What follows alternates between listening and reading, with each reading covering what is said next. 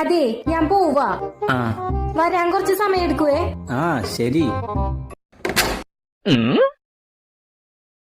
Hello Saritha, വേഗം വീട്ടിൽ വാ, വീട്ടിലാരുമില്ല.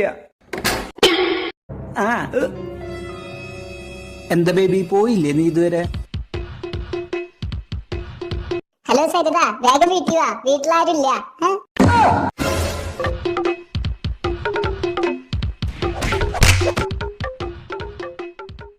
വീട്ടില് ജോലിക്ക് വരുന്ന പെണ്ണിന് ശമ്പളം കൊടുത്തതാ. നിങ്ങൾ ഇനി കൂടുതൽ ടിപ്പൊന്നും കൊടുക്കാൻ നിക്കണ്ട. അപ്പുറത്തെ വീട്ടിലെ ആന്റിന്റെ അടുത്ത് പോയിട്ട് പത്രം വന്നോന്ന് ചോദിക്കാൻ നിക്കണ്ട. അവര് പത്രം വായന നിർത്തി.